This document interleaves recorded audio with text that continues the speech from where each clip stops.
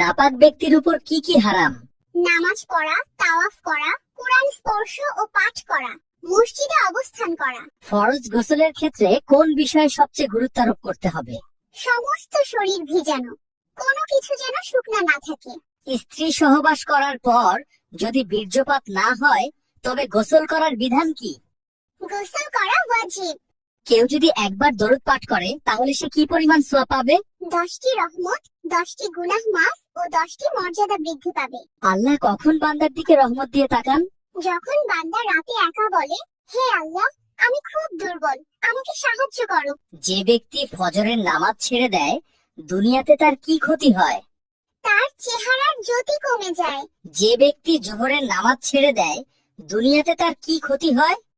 তার ইনকামে বরকত কমে যায়। যে ব্যক্তি আসরের নামাজ ছেড়ে দেয় দুনিয়াতে তার কি ক্ষতি হয়? তার শরীরে শক্তি কমে যায়।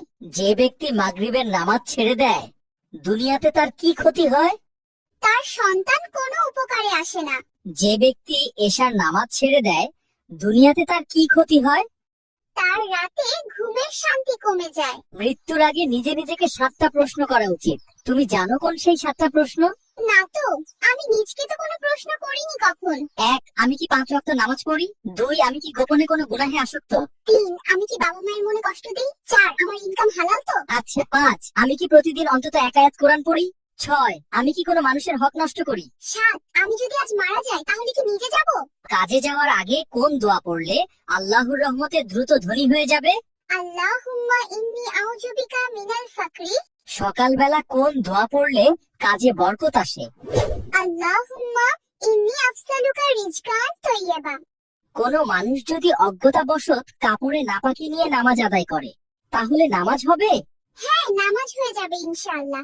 নামাজে মহিলাদের শরীরের কতটুকু অংশ ঢাকতে হবে? মুখমণ্ডল এবং কবজি পর্যন্ত 2 হাত ব্যতীত সমস্ত শরীর আবৃত করা ফরজ। ঋণ ও অভাব দূর হওয়ার জন্য কোন দোয়া পড়তে হয়? আল্লাহুম্মা ইন্নী আউযু বিকা মিনাল হাম্মি ওয়াল হাজানি। ভয়ঙ্কর 2টা হাদিস বলো যা প্রত্যেক মুসলমানের জানা উচিত। নাম্বার 1, যে ব্যক্তি অন্যের গুনাহ নিয়ে খোঁটা দেয়, সেই গুনাহ না করা পর্যন্ত তাকে মৃত্যু দিবে না। নাম্বার 2, আমাদের নবী করিম সাল্লাল্লাহু আলাইহি ওয়াসাল্লাম বলেছেন, ওই ব্যক্তির মাথায় পাথর দিয়ে আঘাত করা হবে যে ফজরের নামাজ না পড়ে ঘুমায়। এবং যারা কোরআন পড়া শিখে পড়ে ভুলে গেছে। কষ্টের পরেও শুকরিয়া আদায় করলে কি হয়?